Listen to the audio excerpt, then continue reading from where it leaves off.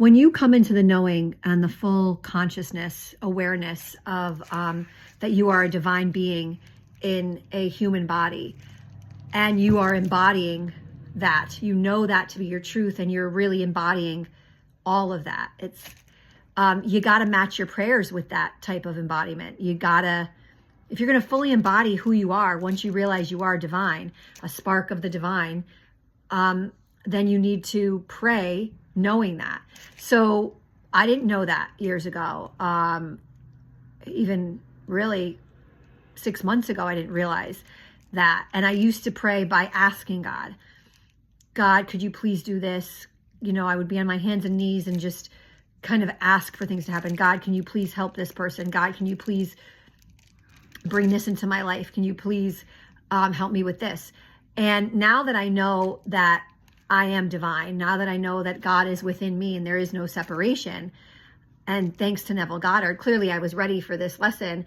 Neville Goddard is just such an inspirational genius. If you have not tapped into him, please do. There's a lot of free resources on YouTube of his literature being read by some of the most beautiful voices. Anyway, I started to pray in the way that he prays, or that he prayed. And that is by thanking God for everything I want, because I already have it.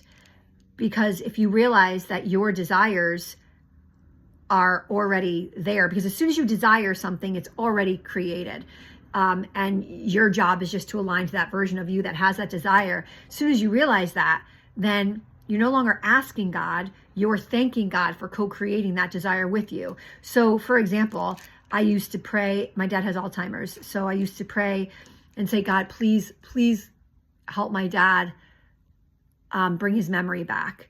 And now I say, God, thank you so much for my dad's memory coming back to him. I used to pray, God, please help me with my finances. Please help me have enough money to pay this bill or that bill. Now I say, God, thank you so much for the abundance of money that I attract from all sorts of people, places, and experiences.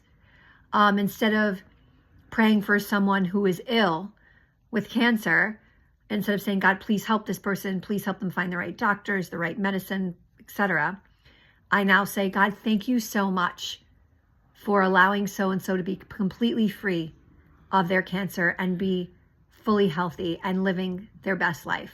So you have to get there. You have to get to the point where you understand that there is no separation between you and God. And for a lot of people, that's quite difficult because they've been programmed, much like I was, by the church to think that you are not God, and to think that it's blasphemous to even assume it. But once you get to this level of consciousness and you are aware that this is your truth, your prayers, just like you're embodying that version of you that understands you have everything you've asked for, your prayers must follow suit. So thank you, Neville, so much for your guidance. My God, what a genius. What a man that was so ahead of his time. And reach out if you have any questions about this. Super powerful, and definitely calls in what you want, regardless of how big or small your prayer. Love you.